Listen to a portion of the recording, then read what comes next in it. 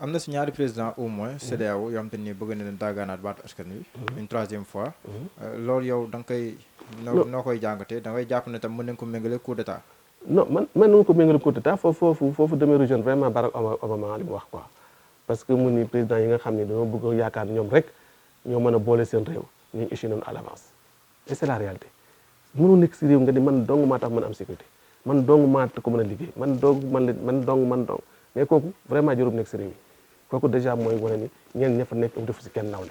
et ça c'est le danger bi nga xam ne moo nekk et tous ces présidents qui se réclament naan ay affaire demee noonu te naan pour sécurité dëkk bi pour maa mën def unité pour affaire demee noonu tout président laa la wax ni di wax ni man maa mën a def lii échoué na ba pare ñu waxaat Sénégal local yi même bu nekkee xamuñu ko lañ koy tenir parrainage bi moom dafa mel ni déggoo am na si ngir ñu bañ koo amale si local yi loolu moom looy rafetlu la ndaxte parrainage moom moo la téewoon si présidentielle yu ñu jéem. non parrainage local ça c'était pas difficile parrainage local c'est xanaa kay ni gars yi exploité parrainage bi moo indi woon problème parce que bu ñu waxee parrainage naan ay signature ay lii ñëpp xam nañ ne exploité nañ joxe résultat yi ils n'ont pas vérifié des signatures vérifié woon leneen daane nit ñi affaire dem na foofu la problème bi nekkee la gestion des parrainages moo amoon problème dégg nga parrainage local yi amul woon problème mais peut-être ni ko géré woo moom baaxut. mais ay techniciens yu bëri waxoon ne que dina doon jafe lool. ñu appliqué wu mais kon lu tax ñu koy teg bu fekkee li boo ko defee du mën a dem doo ko mën a appliqué mais nga ñëwaat am sa ngor ni lii moo indi une raison yi nga dindi ko kon bu ñu ko dindee c'est un aveu d'abord wane ni gars yi ñu téye woon du yoon c'est un aveu d'échec ñu fekk si nit ñi xam nañ ko ni ñu ko defee nii ba jàmm nar a am nit ñi mën a dem sans pare mën nañu ko def boobu passé donc lii rek dañuy jàngal li nga xam ne moo nekkoon mais foofu tamit ñuy saluer tamit comme reculer nañu si loolu parce que ñu ngi déglu nit ñi si par rapport à ça mais man la élection nag na am élection na amee nii ba am na li loolu ma maa la ko wax élection yi ñëw non le gouvernement est tenu de respecter ce calendrier électoral man nii maa la ko non il faut non du ko compliqué parce que il faut que le gouvernement soit conséquent aller dans les marchés aller dans les gares routières aller dugg leen si marché yi c'est le gouvernement qui a pris la responsabilité de faire circuler le virus mais donc loolu moo tax mu am beneen restriction c'est moo jël responsabilité te boo foofu nga xoolee ni échec bi mu amee quand il avait parlé de confinement mais il y avait d'autres docteurs qui avaient parlé de laisser le virus circuler mais boobu mënoon si am un débat scientifique parce que c'était des docteurs qui lui conseillaient ñu tëj nit ñi am des docteurs ñu ko doon cause mais boobu amoon un débat scientifique bañ jël décision yi mais tout le monde aurait approprié de ces décisions ñooñu jël sa responsabilité ba nga xam ne ñi leen doon cours ñi leen doon digal sax lanu jël c'est à compte courant que ñoom seen i conseil mais da foofu ngay def analyse bi et le gouvernement a pris la responsabilité de faire circuler le virus aller dans les marchés te marché yi defe naa dafa am mënta am feneen te yow local yi dina am yaa ngi koy wax sànq te pare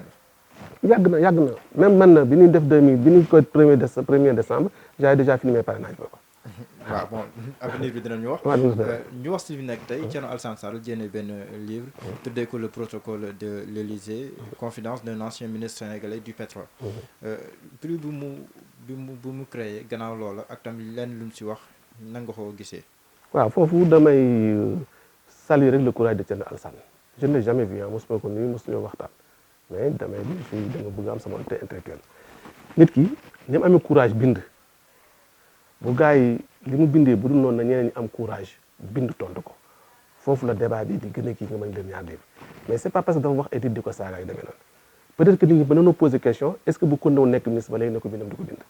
loolu tamit c'est une question boo xam ne tamit nit ñi waroon ko poser loolu mais au moins li mu génne est-ce que am na avantage si nit ñi en matière d'information am déet mais est-ce que si leen lu mu koy reproché bokk na si koo xam ne ni da nga nekkoon si yenn station yi nekkoon jëwriñ dem bay génnee sax ay bataaxal yoo xam ne da koo seekoo nag élimaani jëwriñ ñi da nga koo si at yenn waxtaan da koo seetal jiitu réew mi ndax tamit yow ni ngay gisee koo xam jàpp nañ ne homme d'état la ndax yow loolu bokk na si li ngay xaar si moom non dafa am ñaari yëf parce que Abdoul Badé aussi ñun nous sommes des humains ay nit lañu il faut tamit nit ki nga jël contexte doomu aadama bi nga xool la muy yëg ak nan la ko mën a réagir par rapport à ça loolu boo jëlee complexe ba ni nga ko mën a comprendre parce que nga ay problème mu raison d'état ay problème mu ay kii yooyu secret gis nga loolu c'est un complot ak le langage diplomatique mooy complot yi pour écarter le peuple ça c'est un complot de nos dirigeants pour écarter le peuple parce que nous les intellectuels dañuy tomber si yenn pièges yi parce que nañ xam ni peuple moo ñu fa nekk les peuples doivent avoir la bonne information le peuple doit mën a analyser information pour xam ne war a approprier par rapport à ça mais bu ñu ñëw rek dañu wax ay langage diplomatique vous pensez qu'actuellement quand deux présidents se rencontrent def benn communiqué diplomatique c'est la réalité lan wax mais pour sërëm nit ñi. mais loolu diplomatie. diplomatie boobu nag moo ñu tardé nit ñi. parce que dañuy nekkul lépp loo wax si biir nekk rek da nga ko war a wax si biti. non loolu day écarté gis nga nit ñi nañ leen wóor responsabiliser leen actuellement le peuple est mûr war naa temps bi ñu coloniser dund ko loolu actuellement dañu approprié ku nekk secteur ba nga nekk yaa ngi ko organisé di am looy bañ ku mën doon nag niveau boo nekk yaa ngi gis nit ñi actuellement di réagir. gis nañu tamit réaction yëpp ñi mu tudd carrément kenn réagiragul ñeneen ñi di réagir tamit kenn tontuwul sur les faits. moom laa rek la non ay saaga mu ñu jëmal fan moo tax man na débat bi moom dafa am courage bind mais keneen am courage bind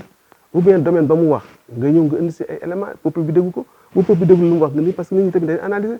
parce que ñi aussi duñu ay consommateurs yoo jox jël ko dañuy am di xalaat bu waxee lii kii wax lii nañu xool lu gën a yemane yaanam maanaam nit ñi téye ko donc c'est le peuple dañu war a dimbali jox leen le maximum d'information comme vous faites vous la presse information da ngeen ko jox nit ñi pour lan la pour peuple mën ko conseil pour xam ne mu war a nekkee mais fekkee dafa am information xam ne da nga koy tronqué yoo xam ni peut-être bu ñu waxee dara nit ñi saaga ko fàtte ko non quand même mënu mën ni yaay na mënu mën yooyu ma parce que moom dafa fekkee wax li mu fekkee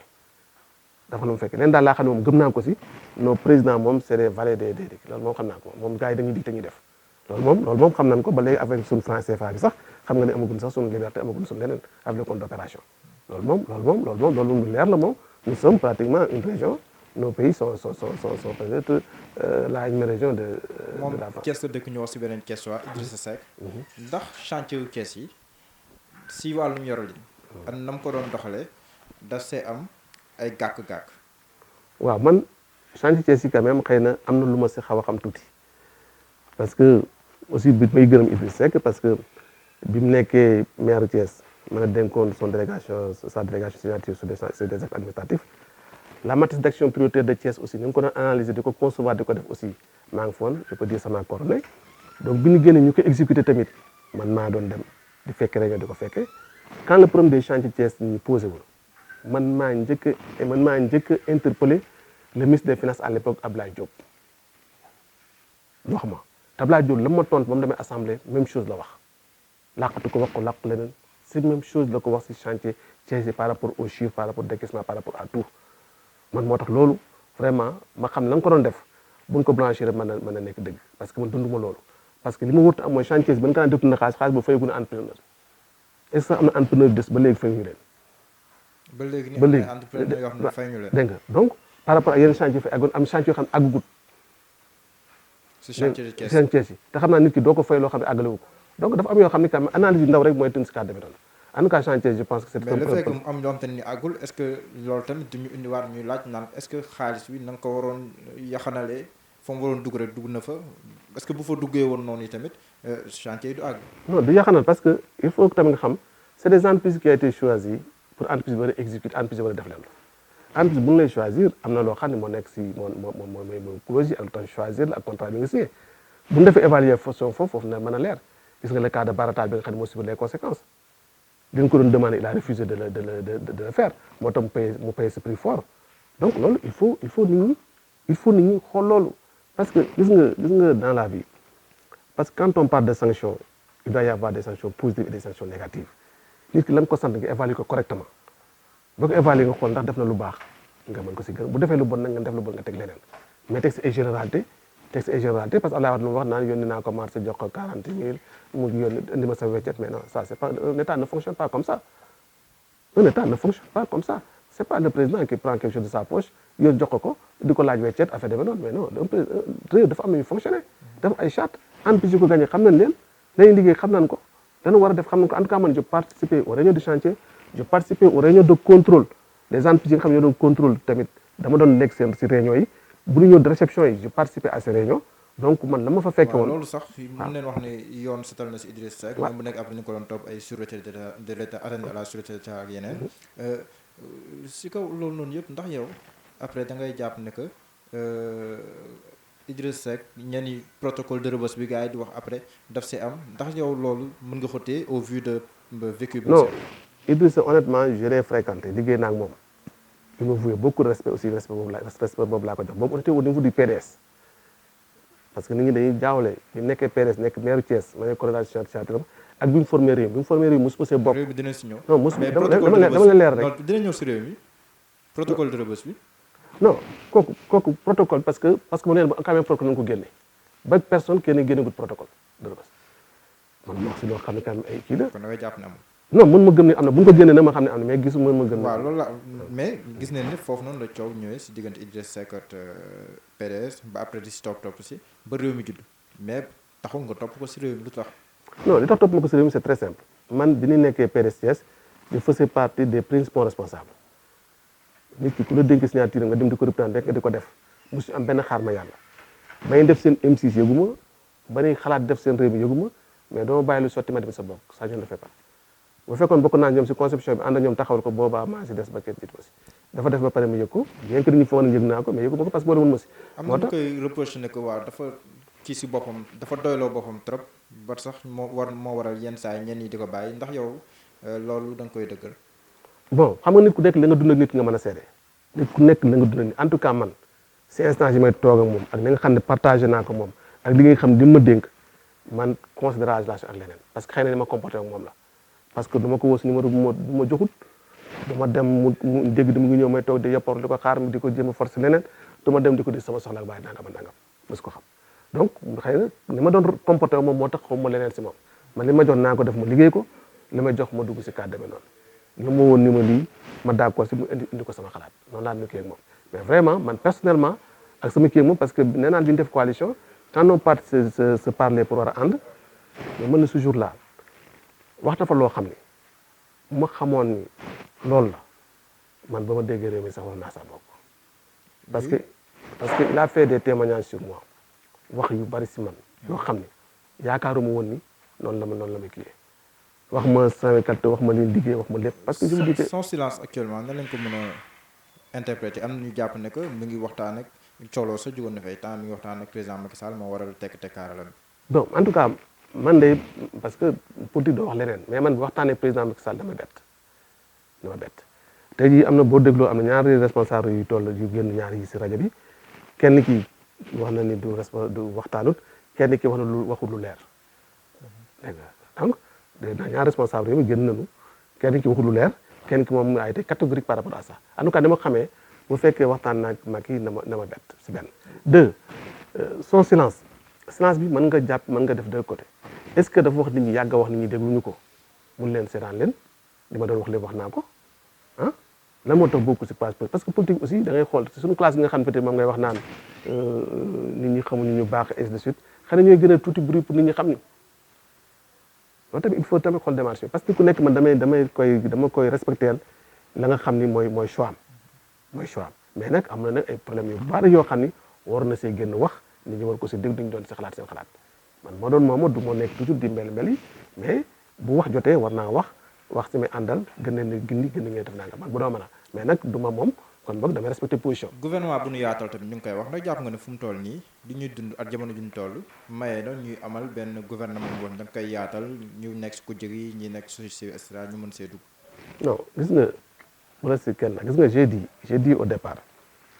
gis nga sa dialogue politique sa dialogue national la ah vraiment non insulter la si population Sénégal bi ça je le dis parce que problème bi loolu waru woon a indi prétexte pour ñenn ñi ñu si bokk ak benn di xalaat ay dialogue institution parce que man je me suis dit que ñi bokk ci dialogue national bi ñi bokk ci dialogue national bi s'il y a consensus si ñoom la nga xam ne moom lañ trouvé ñooñu mën nañ fa mën a retrouvé wu si dialogue national bi parce que ñoo ko waxtaan. ba des partis de l'opposition yu bëri bokkuñ ci dialogue national. moo tax nag ci dialogue politique bi lañ bokk. voilà très bien parce que dialogue politique c'est autre chose moo tax ma la ñu bokk si dialogue national bi mënoon a ànd ak moom mais ñi bokk si ñi nga xam ne bokkuñu si bu ñu demee ànd ak ñooñu nekkutoon opposition parce que ce qu'il faut éviter mooy nit ñi dañuy xool si parti politique yi dañuy foog ni booy def parti rek da ngaa war a ñëw pour dem la ngaa mujj di wuti loo am ba nangam ak nangam c'est ça le danger loolu nit ñi waruñu ko nangu nit ñi former parti aussi war nañoo bàyyi loolu suñu xel xam ñun suñu liggéey da ngay former parti la moo tax nga di ko former pour jéem a àgg pouvoir pour nga jéem a indi sa xalaat nga indi ko pour apporter quelque chose de mieux loolu laa xalaat si parti mais bu fekkee da ngay xalaat parti pour war naa am doole ñoo ma wujji ba naa xaddu woon ainsi de suite mais bon vraiment ces gens là ils méritent d'être au poteau